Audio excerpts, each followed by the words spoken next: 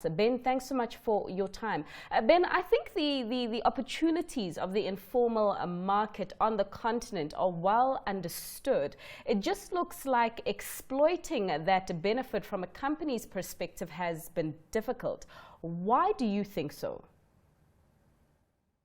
It's a great question. I think one of the biggest drivers behind this is a lack of appreciation and very actionable information on who is purchasing certain kinds of products through informal channels. And there's new research out by the IMF. This reaffirms the lead-in that you had in terms of the size of informal markets across many of the largest and most exciting emerging economies on the continent, where you have 40% of total economic activity happening through informal channels in places like Nigeria, Ethiopia, the DRC, Ghana, Tanzania, Mozambique, many, many other countries.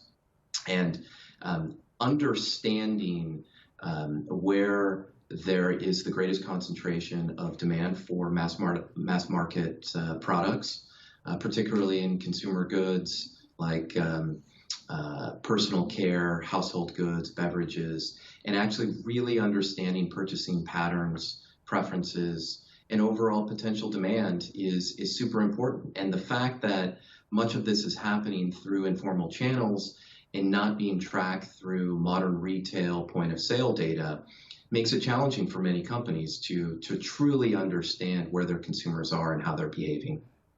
And I don't imagine that data will be available anytime soon in terms of the ability of people to actually track it. So how do we overcome that challenge? Well, the data is actually there, and there's companies like ours, Fraym, which we're a geospatial data and analytics firm focused exclusively on Africa with offices in Lagos and Nairobi.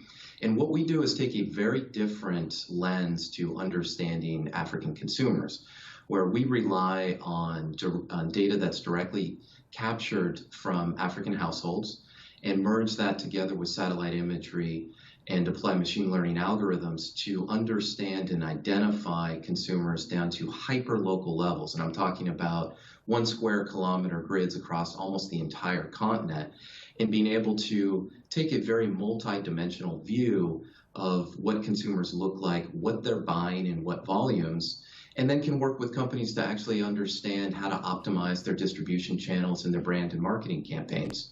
So it's a very non-traditional way of harnessing what is reams and reams of big data that's actually available but locked up across the continent. And so what a couple of years ago felt like was impossible, was far off into the future, is actually very possible and very actionable today. All right, but from a responsibility point of view, a lot of these businesses in informal markets are very small. You know, they run by the locals, but they're the bread and butter of these locals there. So now you've got the risk of a big company wanting to come in and kill the smaller man, essentially because of sheer scale and the power of its balance sheet. I mean, how do you balance that, whereby you have a multinational that can, you know, exploit growth prospects in an informal, untapped market, but you also have the small business that isn't at a loss because of this? Yeah, so there's definitely going to be that dynamic over time in the retail sector. What I was speaking mostly towards are consumer-facing companies that are in beverage industry or personal care, household goods, those kinds of companies that have mass market offerings that they are going to market through both modern retail as well as traditional channels or informal channels. And so for there, it's far less of a threat to the local kiosk provider, the mom and pop kind of shop that's at the corner of most streets. And it's more about understanding that those are very important opportunities for distributing product for mass market companies. And so actually understanding where there are concentrations of their target customers, even if it's down the pyramid, and we're talking about D-consuming households or E-consuming households across the continent, that's very actionable information. So it's actually a win-win of identifying untapped distribution channels and then pushing product and optimizing distribution channels accordingly. So the retail shift will happen over time, but for consumer-facing companies, this is something that they need to really understand and optimize today. Those that do understand that and want to pursue this further, is there sort of like a do's and maybe don'ts list of how to go about? Particularly here in South Africa, we've seen a lot of companies trying to expand across the continent and do business in those informal markets and get burnt because there's a language and there's a style of business that's very different. So how do you do it? What's the best way to do it? Well, the companies that we work through have a couple of ingredients in common.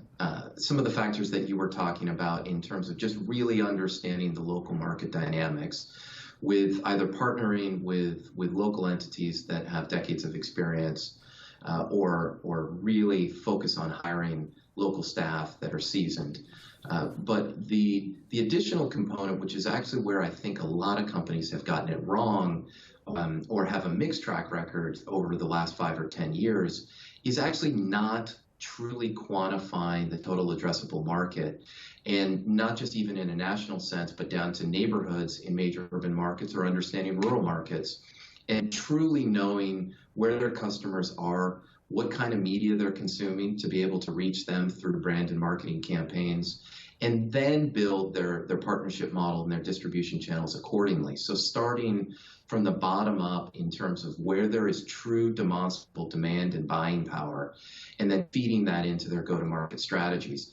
Like I said, I think that's where a number of companies took a poor step or a misstep in terms of overestimating the overall aggregate demand, but not really understanding where it was in granular, hyper-local ways, and segmenting the market accordingly.